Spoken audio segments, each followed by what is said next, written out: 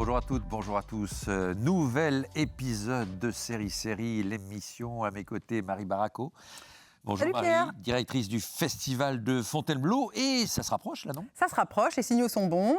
Nous devrions tous nous retrouver à Fontainebleau du 30 juin au 3 juillet prochain. Génial, très très bonne nouvelle. Et à nos côtés, deux invités. Tout à fait. De son expérience de prof, elle a gardé une verve et un débit de parole impressionnants.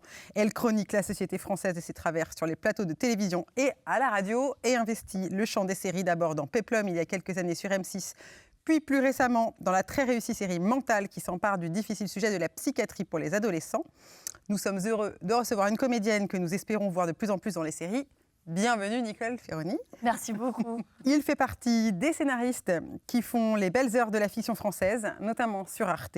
Depuis plusieurs années, nous immergeons dans les arcanes de l'Église avec Ainsi soit-il, puis nous installons sur le divan avec En thérapie, dont les 35 épisodes ont été vus par plus de 41 millions de personnes. Un succès phénoménal. Les histoires qu'il décrit nous touchent et abordent la société avec talent. Bienvenue David Elkaïm. Bienvenue, merci. Bienvenue chez moi. Et tout le monde on est bienvenus ensemble en fait. C'est vrai qu'on se sent chez soi en fait. Ah bah, ça fait C'est plaisir. le but. Nicole, avant d'en venir à Mental, on peut peut-être revenir sur le processus mental qui fait que vous êtes là et que vous êtes devenue comédienne plutôt que prof, parce que Oui. vous avez quand même enseigné la bio, les SVT, Oui. comme on dit aujourd'hui, tout en ayant cette envie farouche, viscérale d'être comédienne, c'est ça? Oui, c'est ça. Secrètement, en fait, j'avais un projet intérieur que je n'ai pas révélé tout de suite à l'Éducation nationale. Et donc, j'ai enseigné les SVT en collège et en lycée pendant 4 ans. Et en fait, la dernière année, ce que je faisais, c'est que j'allais au collège la journée et le soir, j'allais répéter au théâtre qui était juste à côté. Et ce qui était sympa, c'est que le rectorat n'a pas fait exprès, mais m'a muté quand même au collège qui était à côté de la salle que j'avais choisie. C'est le destin. Moi, je l'ai pris comme ça. À quel moment vous avez eu envie d'être comédienne, Nicole Ferroni? Ça vient de l'enfance? ça Ouais. vient- Oui. Oh, oui. Ouais, non, moi, quand j'étais petite, déjà, je disais que je voulais faire clown. Après, c'est vrai que clown, maintenant, c'est moins bien socialement reconnu et peut-être moins bien rémunéré que comédien pour l'instant. Et voilà. Du coup, après, moi, j'ai fait du théâtre quand j'étais au collège, quand j'étais au lycée.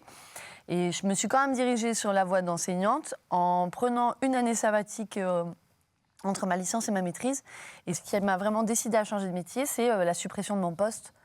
Donc du coup, quand même, Ah merci. Non, là aussi. Là aussi, Non, le destin. Voilà, des fois, il faut savoir tirer les bons côtés des mauvaises situations. Donc voilà, je remercie au moins pour ça Nicolas Sarkozy d'avoir procédé à la suppression de mon poste. C'est ce qui m'a vraiment donné l'élan de changer de vie. Et à quel moment sont arrivées les chroniques sur France Inter? Alors un peu plus tard, mais par contre, je dois le fait d'être arrivée sur France Inter à ma lettre de démission de l'Éducation nationale. Parce que j'ai envoyé ma lettre de démission au journal Le Monde pour expliquer un peu le mal-être enseignant. Oui. Et du coup, il y a une journaliste qui a fait un article, et puis du coup, j'étais invitée par une journaliste à France Inter pour parler de ça. Et après, eux, ils cherchaient une chroniqueuse, et tac, paf. Fil en aiguille. Ouais. C'est génial. Et le destin fait quand même beaucoup de C'est choses. incroyable, non, mais c'est vrai que Je sais mais pas c'est une vraie si c'est histoire. un ange gardien aussi, Mais oui, plusieurs, mais sans doute. ils travaillent bien. Sans doute une bonne étoile. David Elkaïm, votre trajectoire, alors elle est plus visiblement claire dès le départ, j'ai envie de dire, puisque vous faites une fac de cinéma à Sancier, à Paris, la FEMIS ensuite, l'école de cinéma en scénario. Et alors à la FEMIS, ça se passe pas si bien que ça, parce que vous êtes en scénario au cinéma, bien sûr, et que vous, en travail de fin d'année, vous proposez une bible de séries. Et là, il y a eu ça a été un peu compliqué, non, cette dernière année? Alors oui, je voudrais juste revenir, je vais répondre à la question, je voudrais juste revenir. Moi, c'est ma mère qui m'a poussé à être enseignant en fait. et en gros, voilà, elle était enseignante elle-même, évidemment, Oui. évidemment. Et j'ai fini par, non, assez vite d'ailleurs, c'était pas du tout ce qui m'intéressait, même si. On va y venir. Mais revenons sur cette dernière année de. Donc la dernière année à la FEMIS, effectivement, tous les étudiants doivent proposer ce qu'on appelle un TFE, travail de fin d'études. Et à mon époque, de façon générale, voire c'était le cas pour tous les étudiants en scénario, on proposait un long métrage en fait. On écrivait un long métrage et puis on obtenait une bourse, plutôt une petite subvention de l'école pour aller sur les lieux d'écriture. Alors certains se payaient comme ça des voyages au Brésil parce qu'ils avaient un film à écrire au Brésil. Et moi, à mon époque, en fait, je sais pas, c'était l'arrivée de toutes ces séries sur Canal Jimmy. Donc il y avait Seinfeld, il y avait NYPD Blue, il y avait Les Sopranos, etc. Et moi, j'ai demandé juste un abonnement à Canal Jimmy. Je me suis battu pour l'avoir, je l'ai eu, et j'ai commencé à écrire une bible effectivement de séries. Bon, on m'a mis pas mal de bâtons dans les roues, jusqu'à ce que, je vais dire, 3 semaines, 1 mois du dépôt de mon dossier, je flanche. J'ai été un peu bête à ce moment-là, mais j'ai flanché. J'ai dit, bon, ok, je vais faire comme tout le monde, je vais reprendre un vieux truc que j'avais écrit pour faire un long métrage. Mais j'ai été pionnier. Ah ouais. Oui. Oh bah, c'était merdique. Hein. J'ai été un des premiers étudiants à ne pas avoir le diplôme. Ah oui. Absolument. Voilà, Parce qu'en plus, on ne vous a pas donné le diplôme.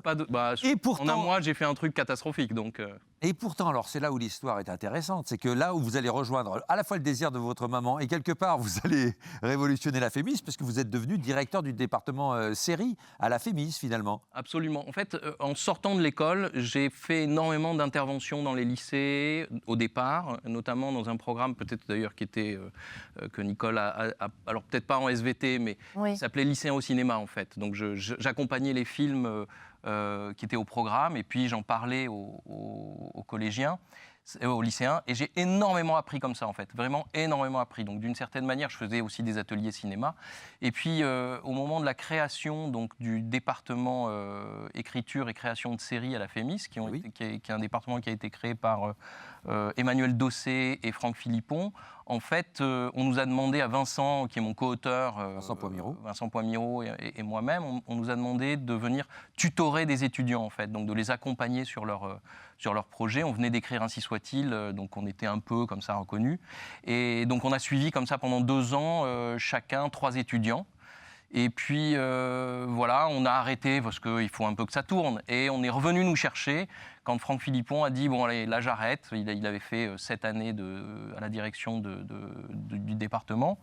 Et effectivement, voilà, depuis 2 ans, avec Vincent, on est, et Xavier Mathieu, qui est producteur, on est à la direction du département. Voilà. Alors vous en parliez d'Ainsi soit-il, Marie, une série qui nous a marqué, comme elle a marqué le public. Tout à fait. Et je pense que ça va faire plaisir à tout le monde quand on voit quelques images de la série.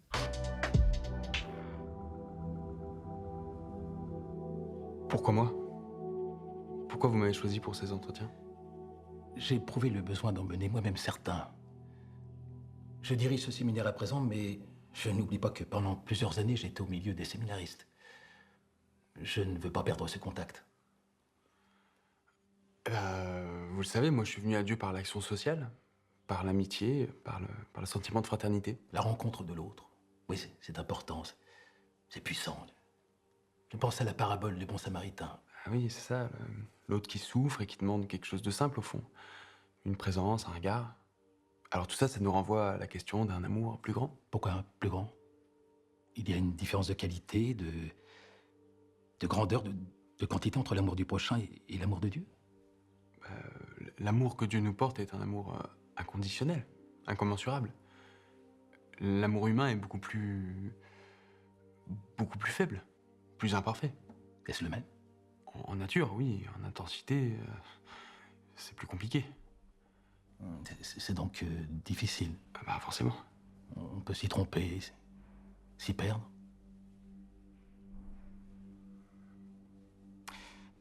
Vous savez que la spécificité de ces entretiens, c'est aussi qu'ils nous permettent d'aborder, sans nous voiler la face, toutes les questions qui tournent autour de l'affectivité et de l'amour. Parlez-moi de ce que c'est pour vous l'amour d'une seule personne. Tout le monde sait que dans une vie, ces questions-là, on n'arrive jamais vraiment à y répondre. Même pour un prêtre? Je pense que oui. Dieu sait que nous sommes des hommes. Vous avez déjà eu des rapports sexuels? Honnêtement, je pense pas être prêt à échanger sur cette question. Nous sommes là pour y réfléchir ensemble. C'est un exercice de repérage.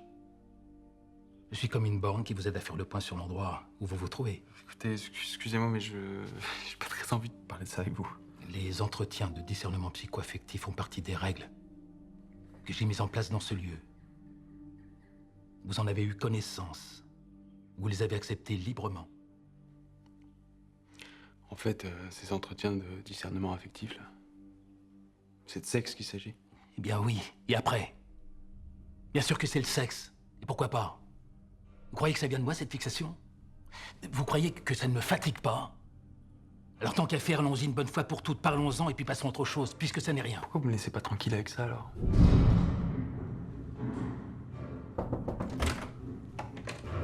Mon père, on a besoin de vous, la chaudière. Ne croyez pas que nous en ayons fini tous les deux. Nous reprendrons cet entretien dès que possible.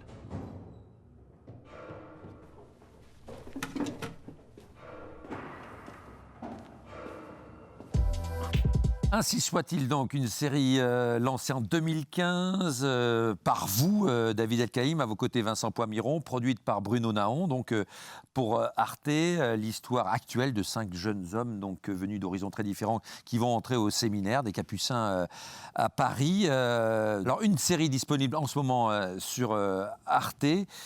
D'où vient cette idée d'Ainsi soit-il? D'où est venue cette idée? Au départ, en fait, c'est Bruno Naon, donc le producteur, qui était à l'époque producteur chez Zadig, qui produisait des documentaires pour Arte, qui avait envie de fiction et est allé pitcher comme ça au département de la fiction chez Arte une série de sujets, en fait. Donc il avait comme ça une dizaine de sujets. Et puis il a senti qu'au moment où il disait « Et si on racontait l'histoire de 5 jeunes prêtres aujourd'hui ?» Eh bien, il a senti l'œil qui frisait là dans les... Et il s'est dit « Voilà, ok, bon là... » Ils se sont mis d'accord pour écrire un premier texte. Donc Bruno est allé chercher Vincent, à l'époque, qui travaillait avec Raphaël Nadjari. Oui, réalisateur, voilà. cinéaste. Et Raphaël a fait la pub de Vincent Poimiron, enfin la promo, en disant voilà, le seul mec qui sait parler de l'Église aujourd'hui, c'est Vincent Poimiron, ce qui est dans le cinéma, ce qui est vrai. Et du coup, ils ont écrit un premier texte, et quand Arte a dit ok, on y va, on rentre en développement, Vincent est venu me chercher. C'est vrai que c'était une façon une envie et une façon de parler du monde et de la France par un biais un tout petit peu original, singulier, plutôt que le commissariat. Ma foi, rentrer dans un séminaire, c'est original. C'est une série feuilletonnante, vous pourriez dire ça? Vous aimez cet adjectif-là, David El-Kaïm? Alors à l'époque, on disait semi-feuilletonnante. Ouais. Semi-feuilletonnante parce qu'en fait, il y a du feuilleton, effectivement. Il y a des grandes intrigues qui sont racontées tout au long de la saison et qui sont à suivre à chaque épisode. Et en même temps, semi parce qu'en fait, il y a une dimension sérielle, bouclée, dans chaque épisode. On a parfois 1, 2, voire 3 intrigues quand on est fort. Les Américains font très bien ça, ils font 5 intrigues qui se bouclent et du feuilleton en plus. Nous, modestement, on arrivait de temps en temps à en faire 3. Donc on faisait 3 intrigues en fait, qui se bouclaient en général à la fin de chaque épisode. Écrite à 2? Alors, la première saison, on l'a écrite à 2, avec Vincent. Il faut aussi signaler le travail exceptionnel de Rodolphe Tissot, qui a co-réalisé la première saison, mais ensuite qui a réalisé la deuxième tout seul, la troisième tout seul, qui est un réalisateur avec qui on s'est formidablement entendu. Et donc, on a écrit ensuite la troisième avec un autre réalisateur, Arthur Harari. Oui, jeune réalisateur aussi. Voilà, et ensuite on est allé chercher, et on a découvert, enfin non, on n'a pas découvert parce qu'elle était déjà très talentueuse, Claude Lepape, donc scénariste qui a travaillé avec nous sur la 3e saison. Claude Lepape sur Instagram. Oui, bravo. Merci de le relever, Nicole. Oui. C'est pour ça qu'on l'a choisie, non pas du tout. Elle était très... Il y avait Jean-Marie Curé. Voilà, donc non, c'était une grande aventure comme ça sur 3 saisons. C'était une manière, je le redis, de raconter la société française. Comment vous expliquez le succès d'Ainsi soit-il? Je ne sais pas, je pense que la société française avait envie qu'on lui parle de ça. Il y a 2 choses, il y a quand même l'envie de découvrir ce qu'il y a derrière, parce qu'en fait on raconte le séminaire, on raconte aussi les arcanes du pouvoir, et puis on remonte de l'Église de France et on remonte jusqu'au Vatican. Donc j'imagine qu'il y a comme ça, pour tous, un petit désir de savoir ce qui se passe là derrière, dans les coulisses en fait de l'Église.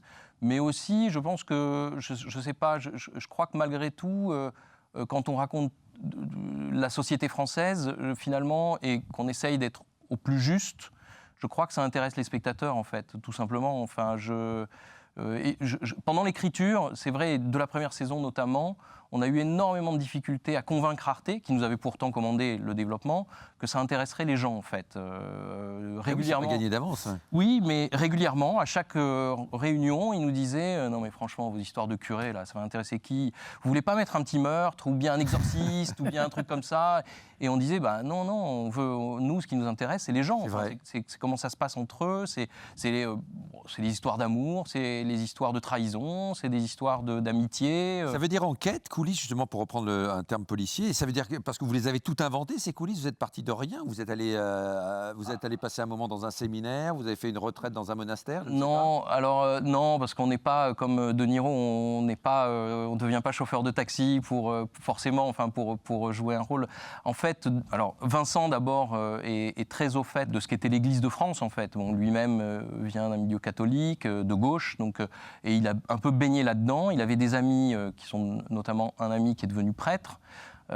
Qui nous a un peu de temps en temps donné puis on est allé chercher, glaner des informations par-ci par-là. On avait des prêtres ou d'anciens prêtres qui étaient un peu nos indiques, si on veut, voilà. On va pas le dire comme ça parce que dans l'Église ça leur a fait mal, en fait. Il y a vraiment un moment où ils ont cherché qui nous avait donné des infos. C'était incroyable. Et ils ont remonté comme ça, alors pas des gens un peu à l'extrême de l'Église de France, mais qui ont comme ça essayé de trouver qui étaient les 2-3 prêtres qui nous ont donné des infos. C'est la preuve par contre que c'est bien fait, parce que si ça ressemble pas du tout, non, j'imagine pas ce reproche-là. Nous on pense. Après voilà, il y a toujours une déformation, c'est-à-dire que pour raconter la réalité, on n'écrit pas la réalité, on la déforme légèrement pour faire sortir les traits saillants et puis c'est vrai que ce qui était intéressant, c'est que parfois quand on allait glaner des informations ou bien quand on faisait lire les textes, parfois on nous disait non, c'est pas du tout comme ça. Et il suffisait d'aller dans l'église d'à côté pour s'apercevoir que le prêtre d'à côté il disait ah oui peut-être dans telles conditions, voilà. Donc il y avait un truc c'est vrai que des pratiques, en fait, et notamment dans l'Église, il y en a, évidemment, il y a un tronc commun, mais après, il y a un désarrangement, en fait, ce qui est logique, comme avec la psychanalyse. Absolument. Et du coup, ça fait un petit peu le lien quand même entre ce que vous faites à la radio. Vous expliquez cette manière de forcer le trait de la société, de la réalité, pour raconter quelque chose et aller chercher. C'est comme ça que vous travaillez aussi, vous? Mais en fait, moi, c'est vrai que j'ai eu les mêmes problèmes. Alors, pas avec les prêtres, parce que je n'ai pas encore fait de chronique sur l'Église de France, mais ça m'est déjà arrivé, effectivement, de demander du coup, des informations à des personnes pour écrire une chronique et qu'après, les personnes soient ensuite recherchées par leur hiérarchie pour savoir qui a vendu l'info. Oui, ça, c'est assez proche. Oui, après, c'est vrai que j'essaye de rendre le propos plus caricatural et plus drôle qu'il ne l'est, mais voilà, malgré tout, j'essaye quand même aussi d'être vrai, parce que des fois, quand on force trop la caricature, on peut rendre un propos risible et du coup enlever la gravité des fois du problème, quoi. Donc c'est ça qui peut être difficile à trouver, ce côté de devoir rire de quelque chose de grave. Et des fois, il y a un moment donné, je me dis non mais là presque elle était trop drôle ma chronique pour raconter ça, et à l'inverse des fois je me dis mon cahier des charges c'est quand même d'être humoriste, et là il y a des fois je me dis mais là tu n'as pas mis une blague en fait. Bon. Voilà, donc il faut je sais pas, il faut trouver un équilibre qui n'est pas toujours facile à trouver. Mais est-ce que vous n'êtes pas tenté, quand vous entendez David El-Kaïm, justement d'aller au bout peut-être d'un domaine dans lequel vous avez envie d'écrire, et d'écrire peut-être pas justement pour être drôle, mais pour écrire une série, pourquoi pas, une mini-série? Alors, moi, le documentaire me fait envie. Le documentaire me fait presque plus... Alors, je ne veux pas dire que ça me fait plus envie que la fiction, mais la fiction, j'avoue que c'est un peu... de mon côté, il y a un peu un truc ingrat de voir qu'il y a beaucoup de gens qui écrivent beaucoup de choses et qui travaillent des années. Et puis des fois, je vois pour la sortie d'un film, tout se joue le premier mercredi de sa sortie. Et les gens sont là, oh là là, les chiffres de 14h étaient pas bons. Et moi, je suis là, oui, on verra à 16h, on verra à 18h. Puis on me dit, non, statistiquement, Nicole, à 14h, s'ils sont pas bons, ça veut dire qu'ils sont pas bons pour tout le mois, quoi. Je me dis, non, mais il n'a pas passé 3 ans pour se dire qu'ensuite, son destin est joué en 2 heures. Et en fait, malheureusement, si. Alors que, je sais pas, le documentaire me donne l'impression que de toute façon, ce qui se joue, comme on ne l'a pas inventé, déjà, je pense qu'il y a moins ce truc peut-être, j'allais dire, pas égoïste, mais ce truc de se dire, on me juge moi dans ma création. Là, après ce documentaire, je me dis, on le jugera lui, celui que je montre à l'écran.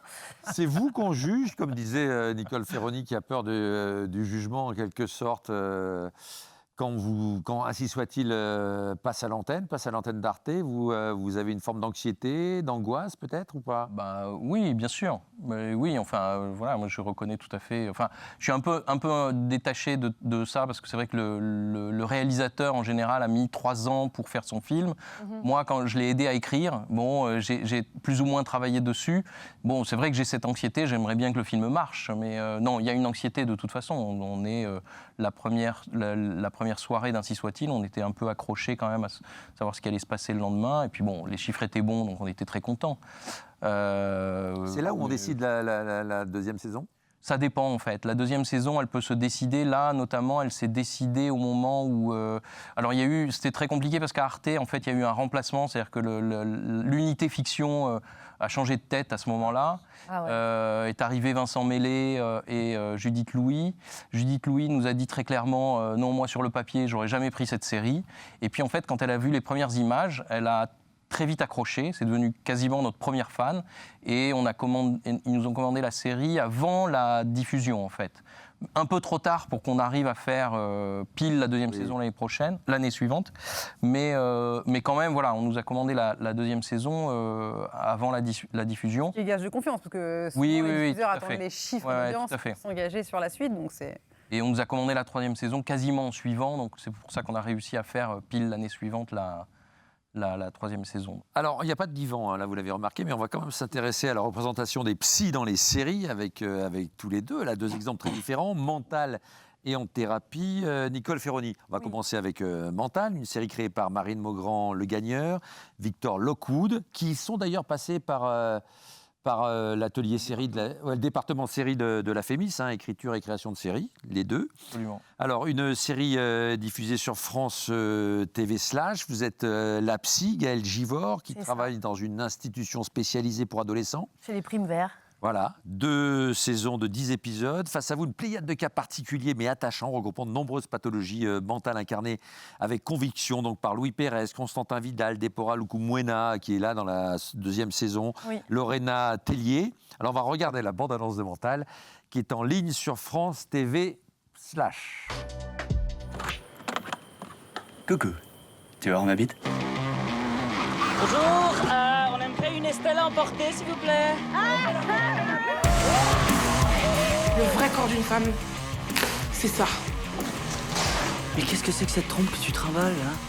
Oh non, moi par contre je vais sévir. Donc déjà pas de projection de Mille et une pattes ce soir. Non, pas 1001 pattes, monsieur Zarader. C'est Bourdon, docteur Bourdon, comme un bourdon. Bon appétit. Bienvenue aux Primes Verts, Bill. Ça, c'est rock. Je sais que là, ce que tu vis, c'est très difficile. Mais là, j'ai l'impression que tu es en train de t'isoler. Est-ce que tu penses que je suis un connard égoïste? Bah ouais, mec.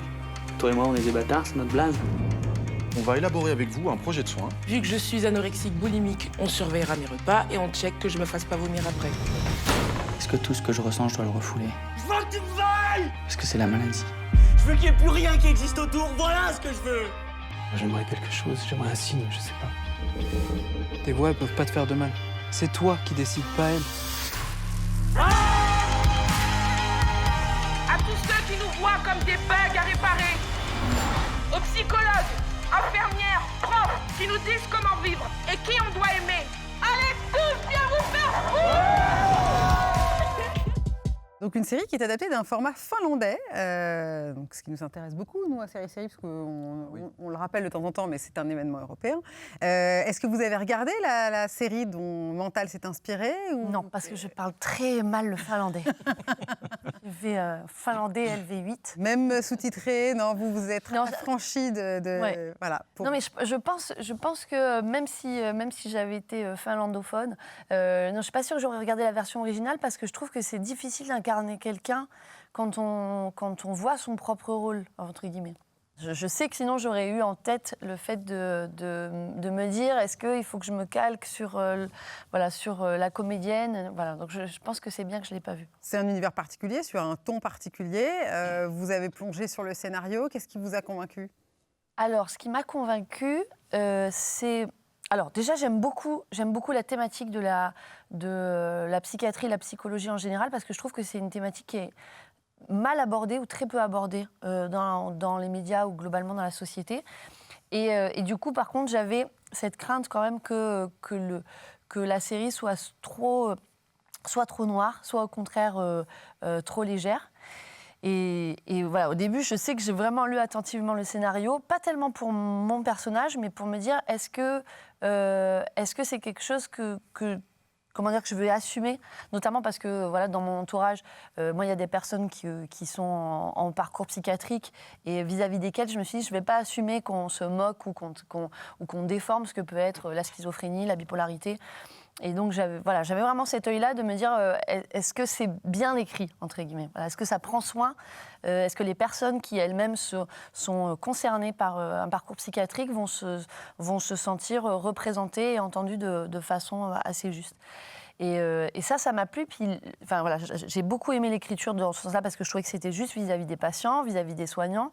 Et j'ai aimé aussi que ça puisse être une série qui soit quand même drôle, quand même avec d'autres thématiques. De la vie, quoi. Voilà, avec des avec des thématiques qui soient aussi autres, parce que dans un hôpital psy, parce que entre les patients ça rigole ou ça, pas toujours hein, évidemment, mais c'est pas que ça quoi. C'est une série aussi qui interroge la norme, c'est-à-dire il n'y a pas les soignants d'un côté et les malades entre guillemets de l'autre, quoi. Oui, bien sûr. C'est ça qui est intéressant aussi. Oui, et ça, par exemple, dans le rapport qu'il y a donc, entre les patients et moi, donc le personnage de la psychologue, ça, c'est une confrontation qui est quand même assez fréquente. C'est-à-dire de définir qu'est-ce que la folie, qu'est-ce qu'on entend par la folie, en quoi c'est une ligne qui sépare les personnes sensées des personnes qui ne le sont pas, soi-disant. Et ça réinterroge à chaque fois sur mais pourquoi moi, en tant que patient, je serais fou et pas vous, le soignant. Et moi, notamment, j'ai un ami donc, qui est bipolaire et qui, une fois, m'avait dit une phrase comme ça très juste. Il m'avait dit, tu vois, Nicole, toi, quand tu rigoles, quand tu rigoles, tu rigoles. Quand tu pleures, tu pleures. Il dit, moi, quand je ris, je suis euphorique. Quand je pleure, je suis en dépression. Il dit, en fait, à chaque état de moi correspond une case psychiatrique très réglementée. Et c'est vrai que du coup, quand j'ai fait cette série, forcément, je pensais à lui. Ouais. David El-Kaïm, quand Olivier Nakache et Eric Toledano, accompagnés des productrices des films du Poisson, vous proposent d'adapter la série israélienne Betty Pool, quel est votre premier réflexe ? De regarder la série, vous, j'imagine ? On avait vu l'adaptation américaine. Oui. Voilà. On a vu ensuite Betty Pool, donc la version israélienne de Haggai, Lévi, le créateur. Oui. Et on a tout de suite dit oui, en fait. Alors, on nous avait déjà proposé le projet quelques années auparavant, parce que ça fait assez longtemps que le projet traîne comme ça, passe de main en main, n'est jamais accepté. Alors, les diffuseurs sont ou frileux, ou alors peut-être que les propositions n'étaient pas assez claires. Et là, c'est vrai que l'arrivée de Olivier et Eric a été prépondérante dans la décision d'Arte de dire, tiens, on y va, en fait. Et ensuite, comme on est venu nous chercher, c'est vrai qu'on avait peut-être, pour plein de raisons, alors on a dit oui évidemment, parce que d'abord on trouvait que la série de Haggai était une série formidable, vraiment incroyable, une proposition magnifique justement pour parler de la société, comment parler de la société dans le cabinet d'un psychanalyste. Et ensuite, par ailleurs, on a nous, avec Vincent, des années de psychanalyse. C'était une de mes questions avant. Sur le divan. Oui, non, mais il n'y a pas de honte. Et donc, du coup, ça nous paraissait évident. Presque naturel. Presque naturel, qu'il fallait qu'on dise oui. Donc, voilà. Alors, on va regarder quelques images, la bande-annonce dans Thérapie. Alors, si vous n'avez pas encore vu en Thérapie, c'est que vous ne faites pas partie des 41 millions de vues, comme l'annonce. Vous êtes plus très nombreux. En tout cas, voilà la série, donc en Thérapie, la série vue par les autres et que vous allez découvrir. Il avait mis les infos et c'est comme ça que je suis pour le Bataclan. Quand on est arrivé, on a compris que les mecs avaient des otages et on a su que ça allait être très dur. Je suis là pour avoir un avis d'expert. Ouais, je suis pas malade, quoi. Je me sens pas du tout capable d'aimer un nouvel enfant. La vérité, c'est que j'ai la trouille. Quand on vient consulter, c'est qu'on a quelque chose à dire et quelque chose qu'on ne veut pas dire. Mes patients, s'ils savaient ce qui se passe dans ma tête, à certains moments des séances, je pense qu'ils partiraient en courant. Et quelqu'un d'autre. Après, me dites pas que vous en êtes pas rendu compte. Et rendu compte de quoi, là? Je crains de ne pas vous suivre. Vous êtes devenu mon obsession. Je suis pas angoissé, je suis en colère. Racontez-moi. Vous voulez savoir ce qui m'empêche de dormir? C'est de savoir que quoi que je fasse, aussi entraîné que je sois, ça sert à rien à cause des gens comme vous. On vient vous voir pour un avis professionnel et vous nous poussez au divorce. Le jour où je t'ai rencontré, j'ai fait une croix sur ma liberté.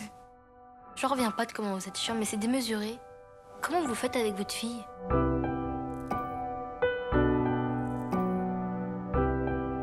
Je t'interroge sur ta famille et tu n'arrêtes pas de repartir sur les attentats. Ça y est, tu fais ta psy. Mais réveille-toi, papa. Il y a nous aussi. Je veux pas rentrer dans vos trucs de psy. Faut vous le dire comment? Va-t'en! Qu'est-ce que vous allez faire, là? Tu veux dire quoi, toi, quand tu dis con? Bah, tu le sais, c'est ce que t'es. Vous connaissez l'adage qui dit que le client a toujours raison. Nous avons tendance à penser que le patient a toujours tort. Je dois pas être très sensible à l'humour de psy, en fait. Donc une version française parmi de nombreuses adaptations. Je crois que c'est la 19e dans le monde, ce qui est dingue. Est-ce que ça vous a fait peur? Non, ce qui nous a fait peur, c'est d'être à la hauteur de l'original, en fait. Oui, ça fait toujours peur parce que le modèle est quand même assez impressionnant. Après, une fois qu'on est dedans, en fait. On y va. Ce qui nous a déclenché, en fait, l'envie véritable, c'est, dans les premières discussions qu'on a eues avec Eric et Olivier, c'est de pouvoir raccrocher ça, au lieu de faire une énième adaptation de plus, c'est de pouvoir raccrocher ça à l'actualité, on pourrait dire, voilà, des attentats, aux événements qui nous ont tous marqués, en fait, en se disant, bah, tiens, en fait, c'est évident, on va pas... En fait, si on la raconte aujourd'hui, là, pile poil, on est un peu trop loin des attentats. Du coup, on va se dire, on va faire un flashback, quasiment, et la série doit démarrer au lendemain, vraiment, des attentats. Et c'est vrai que quand on l'a pitché à Arte, bon, ils ont tout de suite été conquis, ils nous ont dit, ah ouais, tiens, ça, c'est la bonne idée, effectivement, vous avez raison. Vous sentiez le succès à ce moment-là ou pas? Non, pas du tout. Vraiment pas du tout, parce qu'on a tous besoin que la fiction nous raconte, malgré tout ce que les diffuseurs nous disent, pas uniquement du divertissement. Évidemment, nous, avec Vincent, on aime ça, le divertissement. Mais en fait, le divertissement peut aussi raconter la société, l'état dans lequel la société est, l'état dans lequel les gens sont aussi. Donc, pour nous, on ne peut pas écrire quelque chose sans se poser ces questions-là. Même si on fait du divertissement pur, hein, ce qui nous arrive par ailleurs. Mais voilà, toujours se poser la question. Donc savoir si ça va marcher ou pas, on n'en sait rien. En tout cas, notre envie, c'est de parler au plus grand nombre. On vise une cible et au plus grand nombre de cette cible. Mais vous parlez d'où? Vous êtes où, vous, David El-Kaïm, dans la série? Vous êtes Frédéric Pierrot, vous êtes Ariane, vous êtes Reda Kateb, on est tous. Quand on les écrit, on est tous. On peut pas. C'est très, très compliqué. En fait, on est tous. Plus exactement. Alors, dans cette série-là, c'est très particulier parce que tous les personnages sont des protagonistes, c'est-à-dire que tous vivent un conflit. Quand on écrit, par ailleurs, on est, la plupart du temps, le protagoniste, celui qui vit le conflit. Et en général, sur son chemin, vont se trouver des obstacles, donc des obstacles qui peuvent être très externes, comme des personnages. Ceux-là sont antagonistes. On est un peu moins chez les antagonistes, mais on se doit d'y être, en fait. Sinon, on fait Tarantino, quoi. Enfin, je déconne, mais en gros, sinon, on fait du cinéma ou des séries dans lesquelles, finalement, les méchants sont juste des silhouettes, ou les antagonistes sont juste des silhouettes, n'ont pas beaucoup d'intérêt. Nous, on essaye aussi, en fait. Donc, on est un peu tous quand on... un peu méchant aussi, alors? Ben, on doit aller chercher des choses en nous, pas seulement en nous, en fait. Voilà. Vous avez choisi pour cette émission un extrait du 2e épisode, donc un flic campé par Reda Kateb qui vient au lendemain des attentats, poussé par son meilleur ami, à consulter. Alors, qu'est-ce que vous voyez de moi là? D'abord, je n'ai pas de secret. Et ce n'est pas moi qui sais, c'est vous. Arrêtez vos conneries. J'ai enquêté sur vous. Apparemment, vous êtes une pointure. Comment ça, enquêter sur moi? C'est pas très compliqué. Déjà, rien qu'en tapant votre nom sur Internet, on en apprend beaucoup. Je suis sûr que tous vos patients le font. Je sais que vous êtes expert auprès des tribunaux, de l'aide sociale à l'enfance. J'ai même jeté un coup d'œil à votre bibliographie.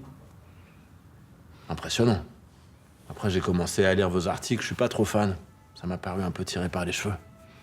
Mais bon, j'ai creusé un peu, j'ai téléphoné à un de vos collègues, à un de vos anciens patients. À quoi rime cette enquête exactement? On n'est jamais trop prudent. Quand on veut vraiment quelque chose, il faut prendre des garanties. Je voulais savoir si je m'adressais à quelqu'un de compétent. Monsieur Chiban, pourquoi est-ce que vous avez pris un rendez-vous? On va y venir. Mais d'abord, répondez à ma question. Qu'est-ce que vous percevez de moi? Allez, merde, faites un effort. C'est quoi mon job, par exemple? Je viens de vous donner 2-3 indices, là.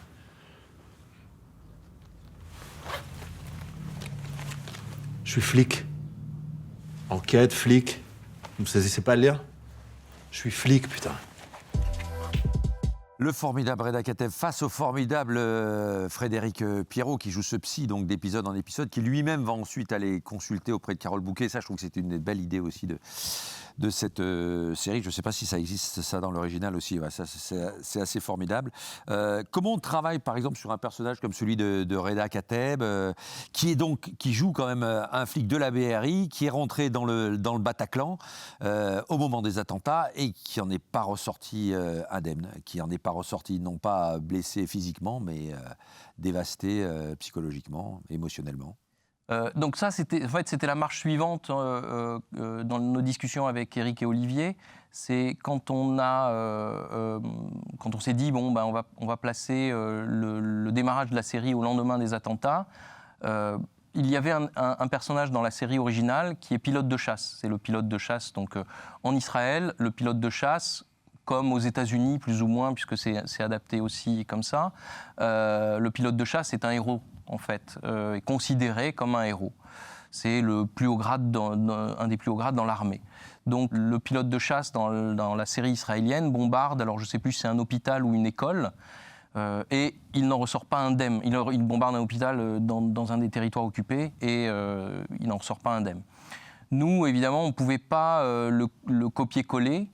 Et puis, ça nous paraissait évident que si on plaçait la série au lendemain des attentats, il fallait que notre personnage, celui qu'on adaptait, avait quelque chose à voir avec les attentats. Donc, on a opté effectivement assez vite pour un agent de la BRI.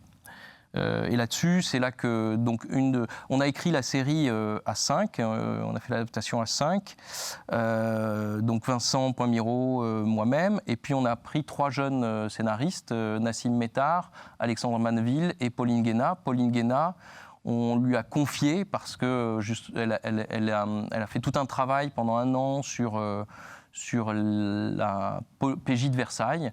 Elle a suivi, embedded les policiers qui étaient notamment, pas que, mais notamment chargés de l'enquête au lendemain des attentats. Donc en fait, on lui a donné en charge ce personnage-là, en fait. Et c'est vrai que notre rapport a été de dire d'abord c'est un agent de la BRI, mais aussi c'est un personnage issu, on va dire, de la seconde génération de l'immigration. Ça nous paraissait évident qu'il fallait le placer à cet endroit-là, parce que ça le conflictualisait au maximum, en fait. Donc, d'abord, les attentats lui font revenir, on va dire, quelque chose de plus profond. Hein, ça n'est pas le trauma, ça n'est pas les morts, les corps dans le Bataclan, même si évidemment ça peut atteindre. C'est quelque chose de beaucoup plus profond chez ce personnage-là. En ça, il est singulier. Il n'est pas n'importe quel agent de la BRI qui entre dans le Bataclan, en fait. C'est pour ça que vous avez choisi cet extrait-là, parce que c'est celui-là que vous vouliez que l'on voit aujourd'hui ? Oui, absolument, parce que quelque part, c'est notre apport, on va dire, à à la série, en fait, à l'adaptation. C'est vrai que l'objet fabriqué par Haggai est un objet incroyable. On n'a pas changé la structure parce qu'elle est géniale. On a tenté, en fait, on nous a demandé, mais quand on est allé voir Arte, ils nous ont dit, ouais, mais 45 épisodes, parce que la série originale fait 45 épisodes. C'est impossible. On va vous en donner 16, et puis avec 16, vous allez faire peut-être 2 séances dans un épisode. Et on a dit non, en fait, on ne peut pas. Il nous faut minimum 35 épisodes. Donc on a eu les 35, et là-dessus, on a repris en fait le schéma de Haggai, qui est un schéma génial. Ouais. Voilà. 7 x 5, donc un patient par jour. Un patient par jour, et effectivement le dernier. C'est le psy lui-même. Absolument. Vous avez regardé des séries avant de pour préparer votre rôle, Nicole Ferroni, des séries avec des psys. Comment on prépare un rôle de psy, justement? Alors non, j'ai pas regardé de séries avec des psys. Je préfère regarder des séries complètement autres, justement, pour pas partir dans un calque, en fait. Enfin, moi, c'est vraiment, je sais pas pourquoi, ma crainte, c'est d'absorber trop, au point de faire du mimétisme plutôt que du jeu. Donc, j'ai volontairement pas regardé des séries qui pouvaient se rapprocher de la relation psy-patient. Par contre, j'ai vu en thérapie après, quand même. Alors J'ai beaucoup aimé. Mais il y a un moment donné où, par contre, je crois que c'était tellement immersif que j'avais l'impression que le 6e jour, ça allait être moi. J'allais dire, bon, en fait, écoutez, voilà, quand même, j'ai beaucoup de problèmes. Du coup, je me suis fait une petite pause entre les deux où j'ai regardé complètement autre chose. Je suis partie après sur les ovnis pour revenir en thérapie. Comme ça, au moins, ça me faisait un équilibre. Un champ assez large. Voilà. On va regarder un extrait de montage, justement, où vous êtes la psy, Nicole Ferroni. Donc, vous allez recevoir un des héros de la série, c'est Constantin Vidal, dont le personnage a un problème de deuil pathologique et d'hallucination. Alors, à vos côtés, on va trouver également la jeune comédienne Alicia Ava, extrait donc de Mental. Et Simon, il te lit toujours de la poésie? Ça te plaît? Ça va. Ah, mais quel mytho! Je savais que t'allais mentir! T'es incroyable, hein? Et la Coupe du Monde là, de baby-foot, vous continuez? Non, on n'a pas eu le temps cette semaine. Bah, c'est pas que vous aviez pas le temps, vous aviez peur que j'oublie la gueule, c'est tout, hein. Pas le temps, c'est étonnant. Marvin, je sais que là, ce que tu vis, c'est très difficile. Mais là, j'ai l'impression que tu es en train de t'isoler en ce moment. Donc toi, il faut que tu continues à voir tes amis, à t'investir dans des activités. C'est important. Non, mais je sais. Mais ça va, hein. D'accord. Non, parce que peut-être que je me trompe, mais j'ai l'impression que tu t'en vas encore pour ce qui s'est passé. Et ça, tu sais, on en a parlé. On a discuté, il faut pas que tu te sentes... Bouyaka, bouyaka, bouyaka, eh! Bouyaka, bouyaka, bouyaka, eh! Marvin. Bouyaka, bouyaka, Marvin. bouyaka, eh! Marvin, tu en es où, là, de tes hallucinations? Tu revois Idriss, parfois? Non, ça c'est... C'est fini, ça. D'accord. Parce qu'il faut le dire, hein, si jamais ça revient. Oh putain, ça revient. Ouh, ça revient. Oh non, ça va. revient, ça revient. Eh! Ça y est, là, ça je revient, suis ça revient, bien, là. ça revient. Eh! Ça revient. Eh! Encore un parallèle quand même avec votre carrière de prof. Vous êtes entouré de jeunes comédiens dans cette série. Oui, c'est vrai, c'est rigolo. Effectivement. C'est un coïncidence. Mais non, écoutez, lâchez-moi un peu. Non, mais après, moi, j'ai beaucoup aimé, du coup, le fait de faire partie des rares adultes de la série dans ce, on va dire, ce microcosme ado, jeune adulte. D'abord pour l'énergie de tournage, parce que en fait, du coup, on se retrouve quand même comme dans une colonie de vacances, c'est-à-dire que le tournage, donc, il se fait à Clermont-Ferrand, donc dans ce fameux lieu qui est un couvent. Voilà, donc je suis à mi-chemin en thérapie et ainsi soit-il. Et en fait, c'est vrai que les séries web, elles sont, je pense, du fait, qu'elles soient à petit budget, fait qu'on a quand même des rythmes de tournage qui sont très très intenses. Et donc on est vraiment en immersion. On est en immersion, puis voilà, c'est des journées qui sont à la fois très longues et sur lesquelles on tourne beaucoup, donc tout le monde est là tout le temps. Et franchement, moi, voilà, déjà à titre personnel, j'ai bien rigolé, j'ai vraiment passé des bons moments durant le tournage. Et après, ce que j'ai remarqué chez moi, c'est qu'en fait, je me suis attachée au personnage. C'est-à-dire qu'au lieu de m'attacher seulement aux personnes, je sais que, voilà, je ne vais pas spoiler la saison 2, mais il y a des moments où, du coup, comme j'étais souvent aussi derrière le combo, parce que voilà, je n'étais pas dans toutes les scènes, mais que j'étais quand même présente les jours de tournage, des scènes dont je ne faisais pas partie, il y a des fois où j'étais là, oh non, mais pourquoi il lui dit ça? C'est pas vrai, mais rattrape-la, ou nanana. Et je voyais que j'avais un vrai attachement. Je veux dire, par exemple, j'étais fière que mon personnage, le personnage que j'accompagne évolue. Je me disais, oui, mais dans la vie, c'est pas un vrai patient. Je me disais, ouais, mais là, quand même, ça me fait vraiment plaisir qu'il ait enfin réussi à prendre le dessus sur telle pathologie. Alors que je me disais, non, mais là, ce que tu vis, c'est un peu fictif quand même. Mais j'avais l'impression du travail bien accompli. Et voilà, j'étais fière de mon parcours de soignante. Mais ça veut dire que vous vivez les choses puisque vous les interprétez, Nicole Ferroni. J'ai un peu les deux. Non, quand même, voilà, j'ai quand même le recul de savoir que je ne suis pas Gaëlle Givord et que je suis Nicole Ferroni. Ah. Mais c'est plus, ouais, je pense que c'est aussi la faute des comédiens en question qui sont quand même vraiment bons. Et donc, il y a plein de fois où j'ai vu que j'avais vraiment un attachement à ce qu'eux vivaient, ce qu'eux me renvoyaient. Et quelle était votre relation avec les auteurs? Les auteurs, Marine et Victor. Alors, ce qui était rigolo, c'est qu'en fait, effectivement, la plupart des comédiens, on ne respectait pas toujours le texte.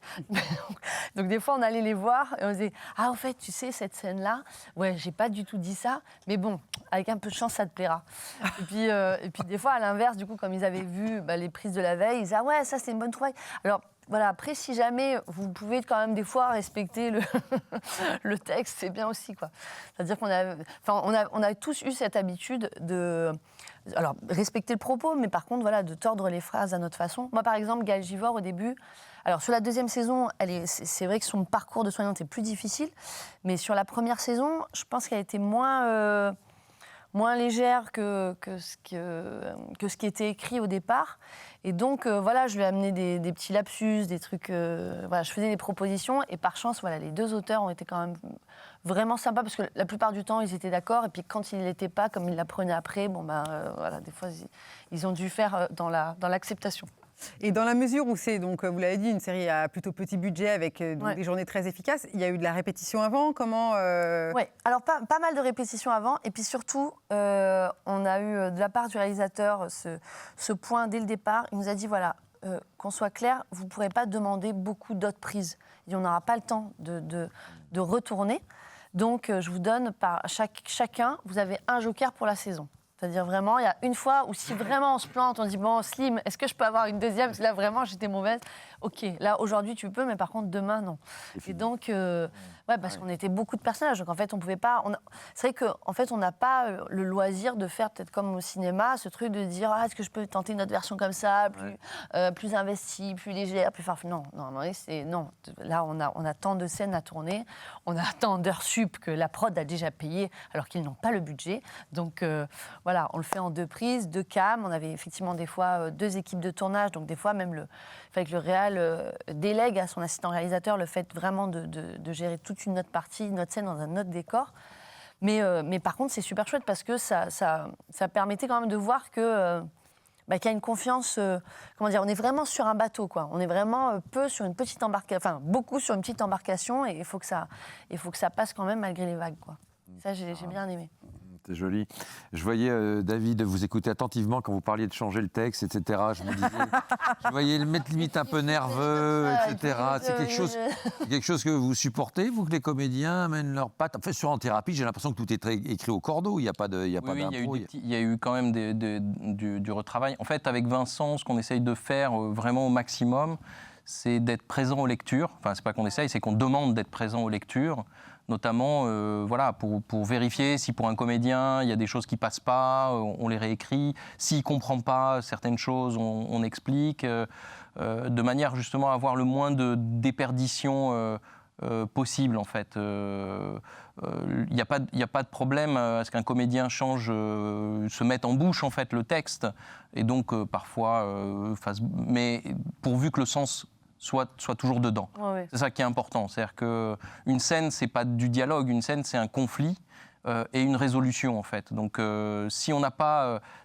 par exemple, le dialogue qui lance le conflit disparaît, bon, ben là, on est un peu mort, en fait. Ça va être difficile de rattraper la scène. Elle existera, mais elle sera un peu molle. Donc, du coup, on est assez précis là-dessus.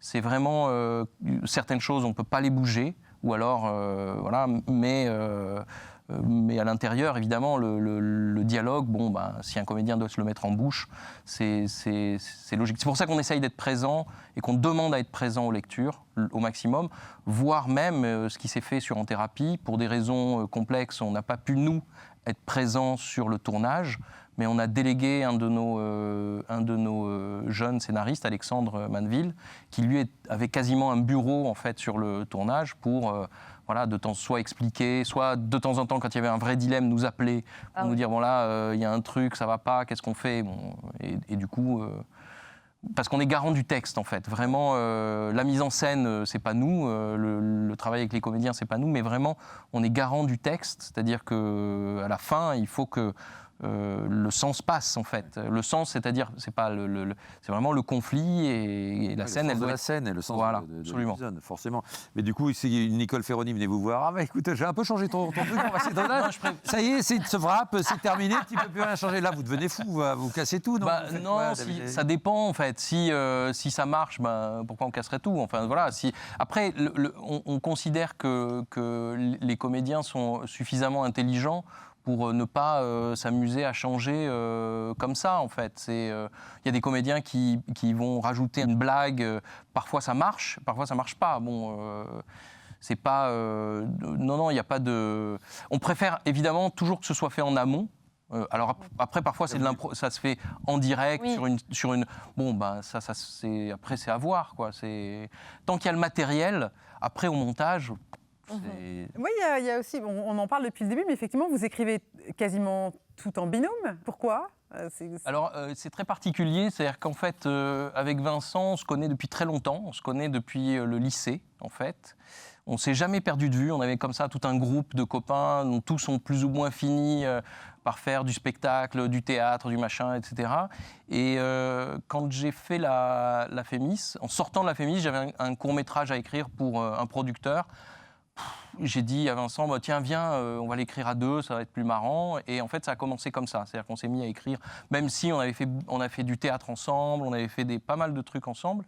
Là, c'était le moment où on se plongeait dans l'écriture à deux mains, quoi. Comme on se connaissait très bien, comme on avait les mêmes goûts, en fait, même si on se complète, c'est-à-dire qu'on n'est pas exactement pareil, c'est allé assez vite, en fait. On a assez vite compris que... Donc, pendant tout un temps, le cinéma, chacun le faisait de son côté, parce qu'on a rarement... Enfin, les réalisateurs demandent rarement deux scénaristes, parce que sinon...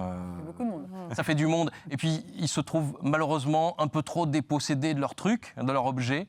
C'est aussi je pense qu'il y a beaucoup de réalisateurs qui devraient s'allonger sur le divan pour comprendre pourquoi ils tiennent autant à tout maîtriser sur leur objet. Envoyez-moi, moi je lui modifie le texte. Mais Nicole Ferroni va arriver dans le cinéma et là tout va changer, c'est la révolution, c'est la tornade. Et par contre, dès qu'il s'agissait de séries, en fait, et notamment, moi j'ai travaillé assez vite avec un comédien qui s'appelait Michel Muller.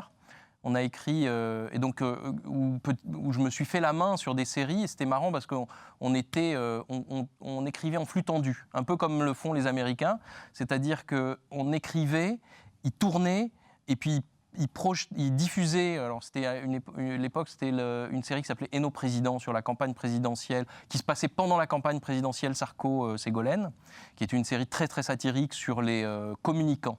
Pas sur les hommes politiques, mais vraiment sur les communicants. Et donc on écrivait une dizaine d'épisodes, il allait les tourner, ils étaient diffusés, et pendant qu'ils montaient, nous on écrivait la suite, etc. Donc il y avait comme ça, on a écrit pendant toute la saison 70 épisodes de 5 minutes en fait. Et donc j'ai fait venir Vincent, enfin Vincent est venu à ce moment-là, et après lui m'a fait venir sur Ainsi soit-il. Et depuis, on écrit vraiment ensemble jusqu'au point qu'aujourd'hui, on a monté une boîte de production. On est 3, donc il y a Vincent, moi et un associé producteur. Et donc, on décide de tout ensemble, là, maintenant. On est mariés à jamais. À la vie, à la mort. C'est beau. Non, mais à 3, en plus. Et alors, quel est l'intérêt pour des scénaristes de monter une structure de production ? L'intérêt, c'est de maîtriser, en fait. C'est la maîtrise. D'abord, il y a plein de raisons. Il y a 2 raisons. Il y a la maîtrise artistique. Donc la direction artistique, vraiment, c'est-à-dire se dire que quand on écrit de la série, notamment, mais aussi du long métrage, je pense qu'on ne peut pas se passer du scénariste, en fait. Malheureusement, énormément de films français, au moment où le scénario est écrit, ou grâce au scénario, on a l'avance sur recette et les diverses subventions de régionales, etc. Tiens, on oublie le scénariste, alors que c'est idiot. On sait bien qu'un tournage, au moment du tournage, il va se passer plein de trucs, plein d'accidents. On ne va pas avoir le décor qu'on veut, on ne va pas avoir le comédien qu'on veut, on ne va pas avoir machin. Et donc, il faut rappeler le scénariste. Pourquoi ne pas le garder jusqu'au bout, en fait? Pourquoi ne pas se dire dès le départ, tu sais quoi? En fait, pendant la prépa, il faut que tu sois là parce qu'il va arriver des choses et donc on te paye cette prépa pour que tu sois présent, pour que le film, quand même, garde son sens. Parfois, on sait bien, on fait sauter une séquence et alors là, moi, ça m'est arrivé plusieurs fois. J'ai adoré travailler avec certains réalisateurs, mais au moment où je vois le film, je dis mais je comprends pas, il y avait une séquence hyper importante. Oui. Pourquoi elle a sauté? Et je vais le voir et il me dit Ferroni. Je suis désolé. Non, je suis désolé. Jamais c'est la faute du comédien. Il dit mais je suis désolé, en fait, on n'a pas eu le décor. Je dis mais ils sont dingues. T'as pas eu le décor, mais à ce moment-là, il faut m'appeler. Oui, et moi, je réécris la scène ailleurs. Oui, elle meurt ailleurs. Exactement. Sinon, elle meurt pas. Sinon, elle disparaît. Mais non, mais mari pleure, je vous assure, vous rigolez, mais il y a plein de films où ça arrive. On se dit mais c'est bizarre là, ça marche. Il manque un truc. Voilà. Donc nous, quelque part, on veut cette maîtrise-là, et pas pour prendre le pouvoir sur le réalisateur ou quoi que ce soit, mais vraiment pour dire cette maîtrise, elle est importante, elle est encore plus en série qu'au cinéma. Et puis après, bon, c'est une histoire d'argent aussi, en fait. C'est-à-dire que moi, ça fait 30 ans que je travaille. Je ne comprends pas pourquoi les producteurs que je rencontre, ils ont toujours des maisons, des appartements un peu partout. Et pourquoi moi, je m'y vis toujours dans mon appartement du 18e. Et je dis, c'est marrant, j'ai fait 3 saisons d'une série et le mec, il a des bureaux dans le 12e, partout. Alors là, je comprends pas, en fait. Vous auriez dû poser cette question à Frédéric Rivine, qui avait été bien conseillé par son producteur Jean-François Boyer, qui lui avait dit deviens coproducteur, tu vas faire du patrimoine. Ça avait été son expression, et je ne le trahis pas. Jean-François Boyer avait dit ça, et Frédéric Rivine avait repris cette formule. Moi, au début, je n'ai pas compris de quoi il nous parlait, puis après, j'ai compris, effectivement. Voilà ce que vous venez de nous expliquer là. Merci beaucoup. Merci à tous les deux. Merci Nicole Ferroni. Merci d'être venu chez Série. Merci David Elkaïm. Les 2 saisons de Mental sont toujours sur France.tv/. David en thérapie est toujours sur arte.tv. À venir donc des séries suisses sur la RTS. Marie, prochainement Marie Roussin et Olivier Marchal. Voilà, ici même, assis à vos places. Fontainebleau, ce sera du 30 juin au 3 juillet. Et ce sera en présentiel. On va peut-être arrêter de dire ce mot bientôt. Un jour, ce sera forcément en présentiel. Merci encore, Nicole. Merci. Bon vent, David. Merci. Et puis, à très vite dans Série, l'émission.